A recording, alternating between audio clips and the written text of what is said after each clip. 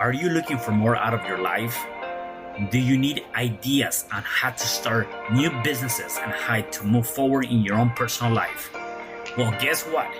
You have come to the right radio show. At You Can Overcome Anything podcast show, you will learn and hear from many people from all walks of life who are sharing their challenges, their stories, the habits, and the mind shifts they had to overcome to become who they are today. On top, you will get a chance to connect and see how you can overcome anything by networking and learning about your next move through this radio show. I present to you our great speakers at You Can Overcome Anything podcast show with your host, Cesar Espino.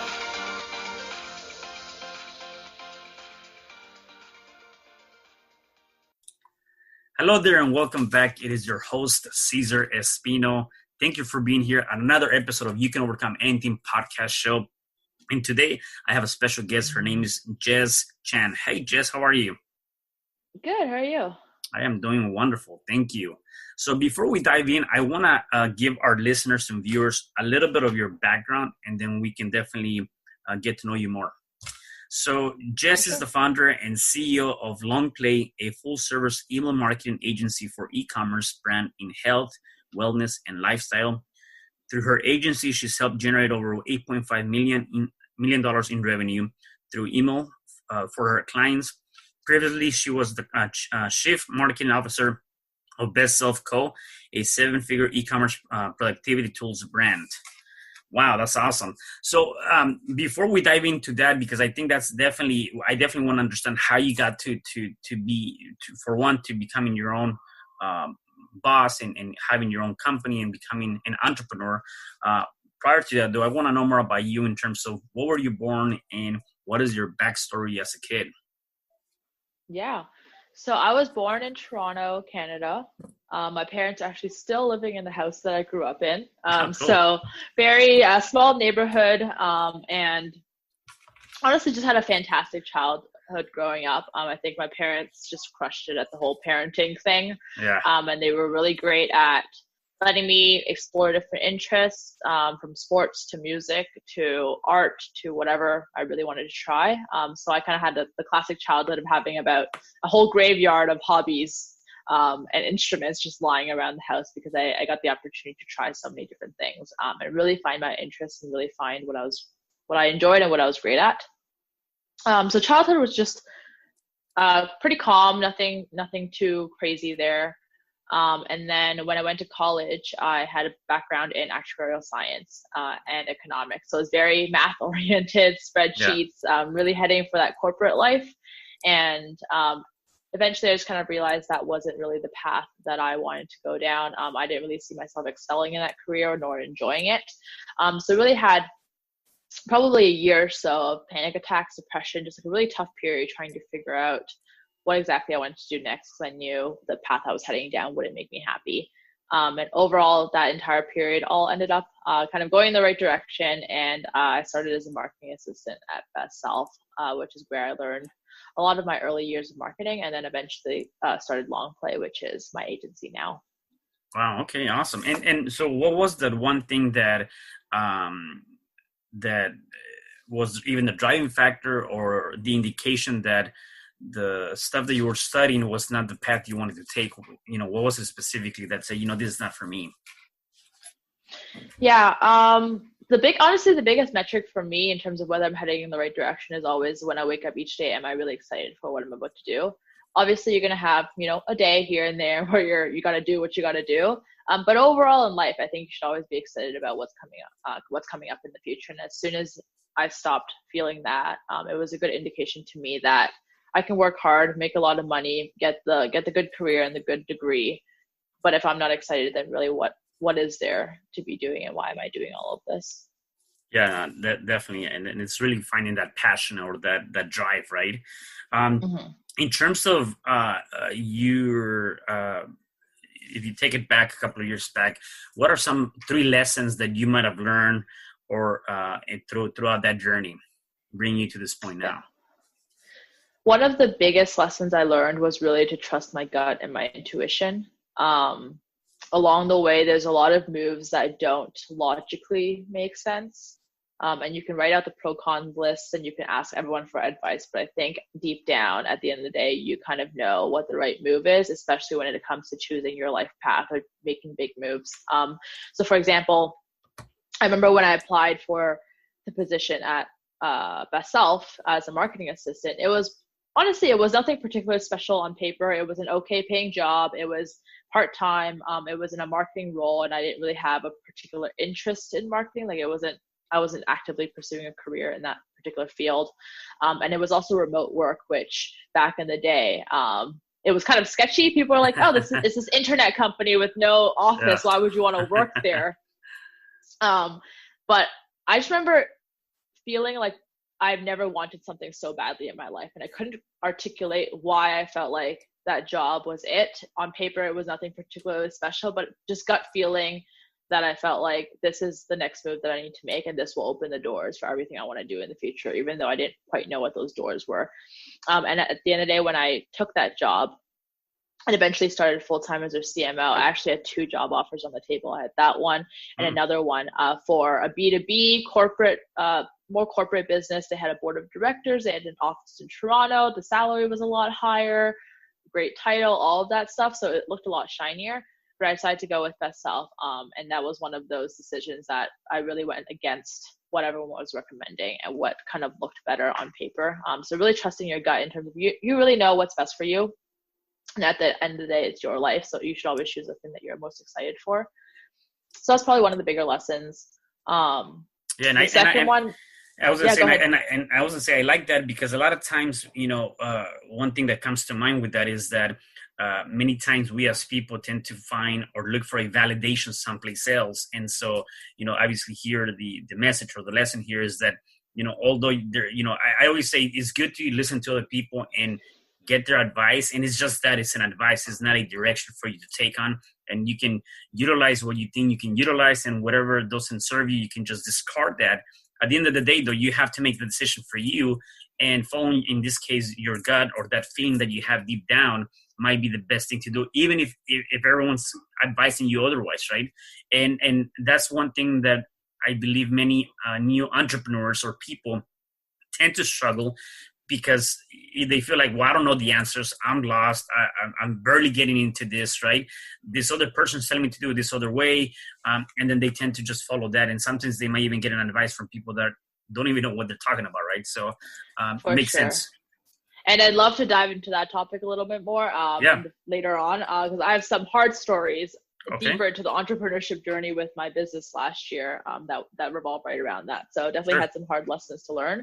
Okay. But yeah, going back to the original question, the second lesson I learned was to do the work before you get paid for it, and that's how you're going to get paid for it. So I see a lot of new grads, new entrepreneurs who, you're reading a lot of books and getting a lot of advice around knowing your worth and getting paid what you're worth, and, making sure you show your value and all that kind of stuff. But when you're a new grad and when you're pitching a business for the first time, you don't have any worth, quite frankly, and you're still in that phase of needing to prove yourself. So really owning that. When I applied for the job at Best Self, I actually applied for probably a few other marketing assistant positions too. And I ended up getting 2 out of 5, and I only applied for 5 positions, but for each one I wrote a full 5-page brief on their entire marketing strategy, and how I'd approach it and how I'd execute it. It was very specific, down to specific people I would bring onto a podcast or do a web summit with, and particular blog posts. And I wrote out the whole blog post for them, and really doing the research behind their business, a marketing strategy that would work, and pitching it to them. And I know to this day that this is what got me in the door for both of those businesses. Because at the end of the day, it was like I did the work for the business before they even hired me, and really putting yourself into the shoes of the person that you're trying to pitch, whether it's an employer, a client, whatever. It's getting into the idea that, hey, when they're trying to hire you, they're not looking for someone to just do the job, or they're not looking for someone with credentials and who can interview well. They're looking for someone to solve a problem for them. So if you can solve the problem for them before you even get in the door, then that door is going to be wide open by the time you get there. So really consistently going above and beyond what people need from you, and that will open doors for the rest of your life.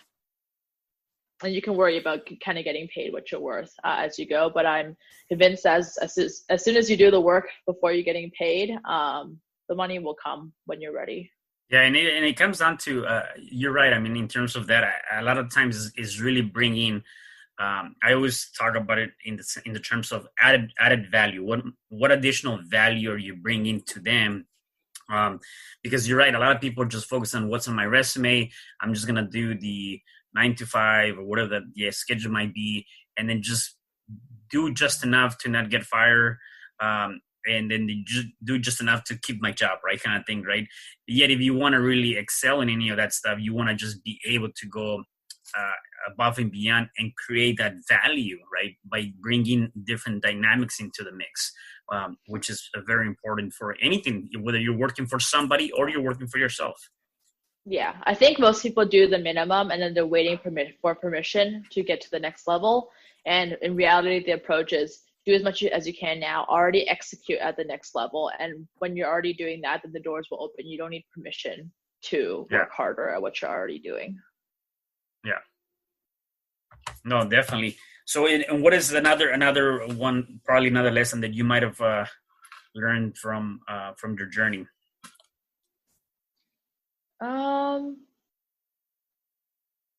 I think it's one of those lessons that I'm glad I learned, but if I had to do it all over again, I would still make the same mistakes because it was a fun mistake. Yeah. But especially starting my own business, it's easy to live the life of an entrepreneur rather than be one.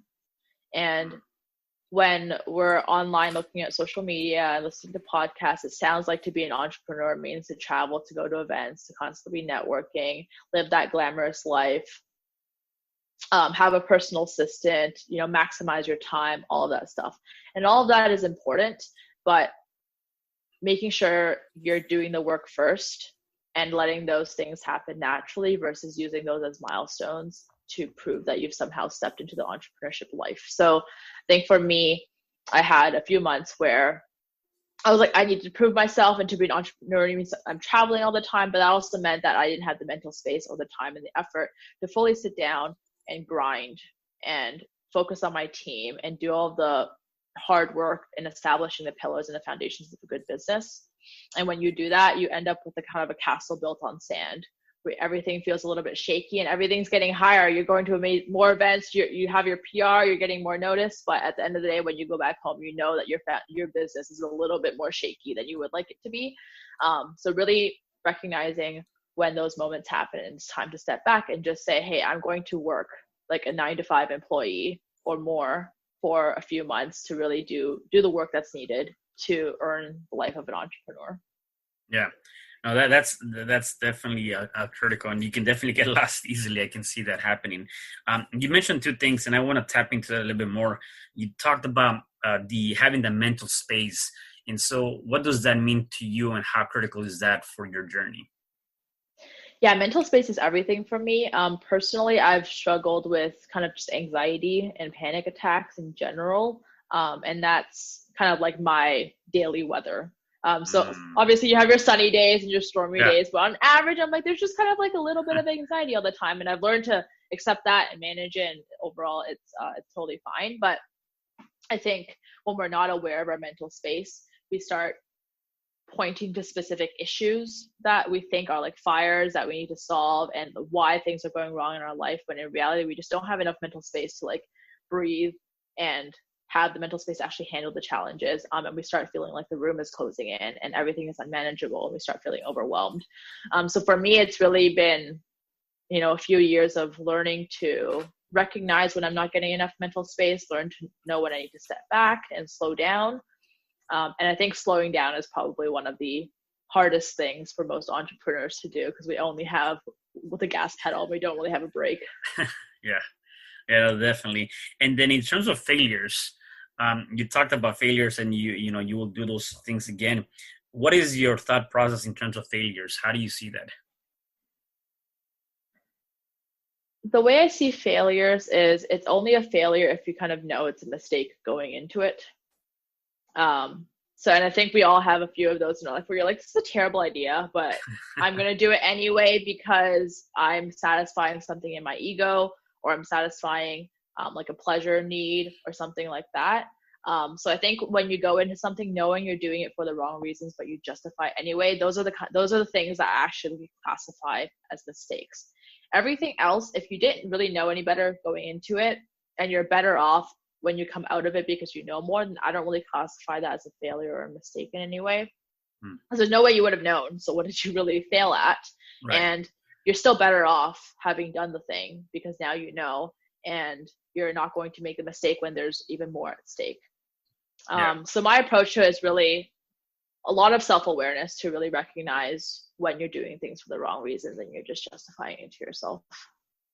Yeah, no, definitely. And I think part of that is that one thing that I tell people is that at the end of the day, every failure that might seem as a failure is really a lesson, or is an educational experience, something that you can learn from and really rectify and fix as you're moving forward, right? So unless you're making the same mistake over and over, then you're getting yourself consciously into that, and you're no better than your past or that past experience, right? So you want to make sure that you can not do the same, especially coming out of something that was teaching you something, right?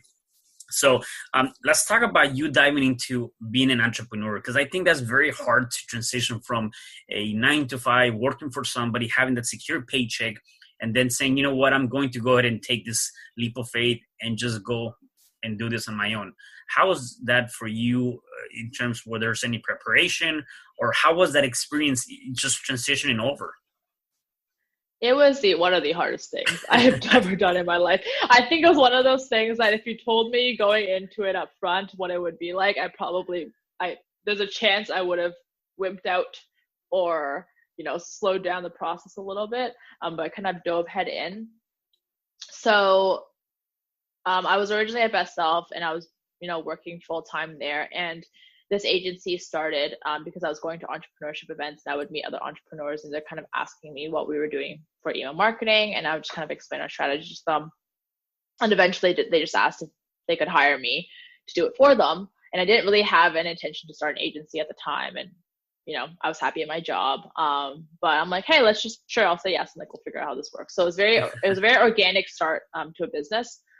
Eventually I kind of reached that breaking point where I'm like, there's a lot of potential with this business. I see the vision. And I was also starting to get a little bit stale at my job, not because it wasn't a great company. I absolutely loved the team, and they were like family, and I think the leadership was amazing. It was just kind of, I wanted to grow more, and I felt like I was looking for a new challenge. So originally I had planned to kind of run my business as kind of like a side hustle and stay at my current job for another year or two. And then within 2 months, it kind of all imploded and I left. So there wasn't really a solidly executed plan or strategy. It just kind of was like, okay, we can't handle all these things. And it all unraveled very quickly. But I'm still glad it happened the way it happened. But that first year was really tough. There was a lot to learn, and you're constantly in survival mode for that first year. So you don't really have the luxury yet of thinking about how we want to grow and team culture and structure and all of these fun things that I love in building a business. It's really around, God, I really hope we don't lose this client, because if we do, we're not going to make payroll next month. And every client, every email is triggering because you're constantly living in fear. At least I was, especially because I have a little bit more anxiety, I think, than the average person. But that first year was really tough because you're learning mistakes, or you're making mistakes constantly. Every day feels like a year, and the business is changing every 2 weeks. So the learning curve, which is very, very steep. And I was working with an agency helping me with operations and growth. So we were very, very aggressive, and we were trying to basically double every 2 months. And obviously there's a lot of tension and pressure that comes with that. Yeah. And so now that you have your business established, what are some of the clients that you serve? In what industry, or is it really any industry? Yeah, so we only work with B2C e-commerce companies, mainly in kind of consumer packaged goods. So we work with a lot of health and wellness companies selling supplements, beauty products, hair care, lifestyle and apparel as well. And in terms of size, our clients range anywhere between $1 million up to 70 million. So pretty broad range size wise. Got it. And what are some of the specific things that you do for your clients? I see here you do full service email marketing for e-commerce brands. What specific, besides that, is there anything else, or is that the core business that you focus on? Yeah, that's our core business. So I learned early on, it's like, just stay focused, stay in your niche, do it right, and then you can always branch out in the future. So we just do full service email marketing for e-commerce businesses. I always started the agency kind of as the agency I wish I could work with when I was a CMO at an e-commerce company. So our real job at the end of the day is just to make founders and entrepreneurs' lives easier by taking this entire channel off of their plate and managing it for them. But we do everything from strategy, copywriting, design, implementation, reporting, optimization. So just literally everything that goes into email marketing. Wow, that's awesome. And then in terms of, one of the things that I like to ask people in terms of just looking at the entire journey is to do two things. Number one, to define success. So how do you define success for you in your life? And the second thing is, if there was one thing that you can tell people that might be going through a challenging time right now, what would you tell them that they can do to overcome that challenge? Yeah, for sure. So in terms of defining success, I think I have kind of 3 metrics that all need to work together. The first, like we've talked about, is being excited in every day when you wake up in the morning for kind of what's coming in the future. Second piece is that you're constantly growing and being challenged and pushing yourself. So if you don't feel like an imposter and you don't feel like completely underqualified for what you're doing, then you're probably not pushing yourself hard enough. Yeah. And the third piece is relationships and making sure that you're not climbing this mountain alone. One of the biggest definers of when I feel successful is the fact that I get to step into a team and they're all waking up excited each day. The types of clients that I get to work with, I consider my entire team and all of our clients as personal friends, and that's a really important part of that success to me. So that you really have a network as you're growing. In terms of overcoming kind of a tough time, I think I'd have you kind of ask one question first, is really, are you toughing it out for the sake of toughing it out, or is this really what's needed to succeed? I think sometimes we make things more difficult than they need to be because that's what we learn entrepreneurship should be. So we're like, if I'm not struggling and suffering, then it's not great. But I've learned in the last few months that like you can be growing and pushing yourself and doing really hard things, but also in this like very blissful state of peace. Yeah. So one is like, are you struggling just for the sake of struggling? And the second thing is, honestly, sometimes there really is no good answer. I think people say like, it's going to be okay and all this kind of stuff, but I don't know if it is. I don't know if you're going to end up failing or if it's ever going to end and all that kind of stuff, but really it's enjoying the process and realizing that you went into this because you're excited about having uncertainty. You're excited about taking a risk and you're excited about what could come out of it, and realizing why you're doing all of this, and that, you know, the challenges that you're going through are just part of the game. And as long as you get to keep playing the game, then enjoy it. And whether you're going to win or lose at the end, who knows, but just enjoy playing the game. Yeah. And I think when you have that, when you take that into perspective from that point of view, it's like, if you don't really focus on that negative outcome or even probably positive outcome, and you're going through the journey, you're enjoying that, as you said, it's a game, right? You're enjoying that game and you're playing full out. Eventually, you know, you're going to get the result that you want. You just got to continue to keep playing until you get the result that you want, right? Rather than kind of giving up and taking that rejection or that failure or that whatever that might be, saying, well, you know, I guess it was not meant to be, therefore I'm going to stop playing this game and then just go back to something else. And so I think that when you take it from that perspective, you definitely can push through. For sure. One of the mindsets I constantly need to remind myself of is realizing that all of this is one big game. Like we think we're not doing these like amazing, crazy, like new things. We're just all in this game of entrepreneurship, and we're trying to build businesses and all of that. But like when you're playing basketball, you don't get mad if the other person tries to shoot against you. That's just the game. But yet we go into work thinking like, man, this client is complaining, or my team isn't doing what I need them to do, or running into all these issues. But that's just part of the game, the same way that your opponent trying to shoot on you is part of the game of basketball. So really seeing all those challenges and setbacks and things that you're frustrated about, realizing like this specifically is what you signed up for. You signed up for the challenges because that's what makes it interesting, not for just the fun parts. Because then you would be bored and you'd want to do something else too. Yeah, no, definitely. I want to ask you about, because you never know if some of the people that are listening to us or watching us might be going through something similar. You were talking about almost daily, you have this anxiety attacks or, panic attacks. How do you deal with that to get you back into a good state of mind? Yeah, great question. So like I said, it's kind of like the weather. Like some days I wake up, I'm like, oh, it's sunny. This is gonna be a great day. And then it starts raining midway through the afternoon. I'm like, what are we doing? I thought we were good. So it almost feels like this like total external thing that I'm trying to just kind of calibrate against. The biggest thing I've learned is to really give myself the space. I think in the past I tried to push through it a lot, and I'm like, I have a to-do list today. I need to get through it. It doesn't really matter how I feel. We're just gonna grind. And I've realized that I'm probably 5 times more productive when I am feeling great versus when I'm not. So it actually makes more sense for me now just to say like, hey, if I really need to just take an afternoon off, I will. And I know that the next morning I will get all of that done and more because I'm feeling great. So giving myself the space and the patience. Friends have also been fantastic for that. I'm lucky that I work in a network with a lot of health and wellness people. So a lot of people very familiar with mental health. I have a lot of coaches and things like that to just kind of like talk me through it and just remind me to stay grounded and remind me it's all okay, and just at least have people to talk to about it. So really it's making sure you're kind of managing yourself internally and giving yourself space and patience and grace, but also having your external people and network and support system to be able to talk to about it. Yeah. And talking about that, you mentioned something, and you said you have coaches. Sometimes people have the idea that as an entrepreneur, you made it, that's it. I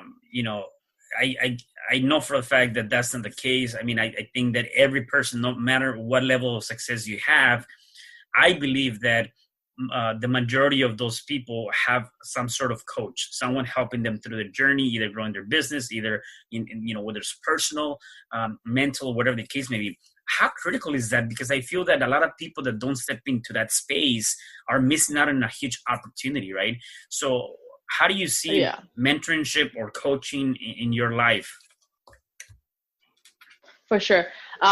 Coaches have been such a big part of the journey. I was lucky that I grew up with mentors at every stage, even during childhood, and those mentors kind of came up a little bit more naturally and organically, whether it's teachers or like sports coaches and things like that. So I always kind of used that as a pillar to push me to the next level, and I kind of just translated that into the entrepreneurship journey. So I've had coaches around just fully self-development, where they were kind of talking you through the person that you want to be. So it's less around, just business and numbers and things like that, but really who do you need to grow into for you to be successful at the next stage of your life? So I've had worked with coaches around that.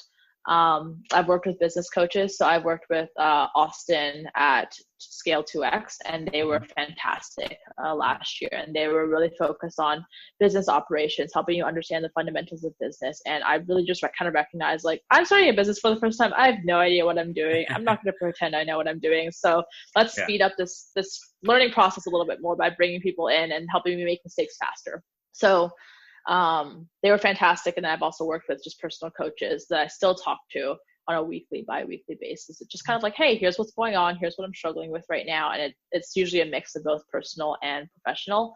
But the biggest thing I've learned is it's hard to separate coaching into just business or just personal, because at the end of the day, you are running your business. So any business problems you have are probably problems that you have. So for example, if you have team culture issues, that probably has something to do with how you see teams and how they need to operate.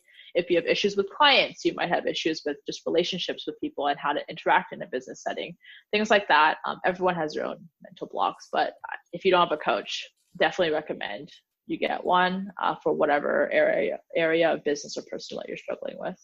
Yeah, no, definitely, and I definitely think that that's a critical part. Just like if you were you want to go back to school and get a degree, eventually you're hiring that teacher to be quote unquote a coach or a mentor. So similar to that, I think it's important to have mentoring and or coaching in different areas. From that perspective, I just have a couple more questions for you before I let you go. Um, the first thing is, if people wanted to reach out to you and get a hold of you, how do they connect with you? Instagram is probably the best one. So I'm Jess Chan on there. And I think my username is just Jess Chan with 2 J's. Okay, awesome. And then, do you have any daily habits or rituals besides waking up with, uh, waking up and having a purpose for the day? Are there any specific things that you do on a day-to-day basis to just kind of put you in a positive state of mind? Yeah. Discipline is not my strong suit, so I don't have a steady Yeah. daily ritual like most people, but there's a few that I kind of circulate between. Usually I have some sort of like morning playlist that I'll listen through as I'm going for a walk, and they've been ingrained in me where each song kind of just triggers the right mental state that I need to be in going into work. I also just go on very, very long walks. So I'll go on like 2-3 hour long walks to think through problems, and I consider that work just as much as sitting at my desk is. Yeah, that's awesome. And then, any other things before I let you go that you might want to share with our listeners or viewers? I think mostly just like get excited about where you are in life, whether you're in the great part or some part that you feel like is terrible. Because I know that even when I look back on the hardest points in my life, I'm like, God, I kind of miss that time, because it all looks different looking back when you know it all worked out in the end, and then you're like, oh, that was like a great part of the journey, and somehow we forget that when we're in it, and we forget to step out of it and realize we're gonna look back on this time and be like, hey, this was a great period, even though it sucked, because it all led to great things. So just remembering to keep that perspective in there and keep playing the game. Yeah, you know what? I really like that, and even if I didn't see it from that perspective. I like the fact that even if you're going through something challenging right now, you're gonna look back. Sometime in the future, you're gonna be looking back, and you're gonna be excited about that. So when you think about it from that perspective, again, it changes everything. And I think anything that we will go through in our life is how we frame and how we see things. And when you change that framing, it can definitely make a big difference. So I really actually enjoyed that. So thank you for sharing that. And once again, thank you for being on the show today. Really appreciate having you here today. For sure. Thanks, Cesar. Great being here. Yeah, definitely. And for the rest of you guys, please do me a favor. Make sure that you check us out on all platforms. You Can Overcome Anything podcast show. Please make sure you comment, share this post, this interview here, and just come out here and give us a comment. Stay tuned for the next episodes at You Can Overcome Anything podcast show. Goodbye. Hi, I'm Cesar Espino, real estate investor, business coach, and consultant, and author of the book, You Can Overcome Anything, Even When the World Says No. My number is 424-501-6046. In my book, I talk about making the necessary changes to shift your mind for prosperity and certainty. Pick up your copy at Amazon. I also love helping families with their real estate and can purchase your house fast and all cash. Follow me on Instagram, Facebook, and LinkedIn. My number is 424-501-6046. Thank you for having me today. I am so glad you've tuned into this podcast. You can find me at your favorite podcast platform where you can like, subscribe, comment, and share. And to learn more about myself, my services, you can find me at www.CesarRespino.com, or you can also find me at your social media.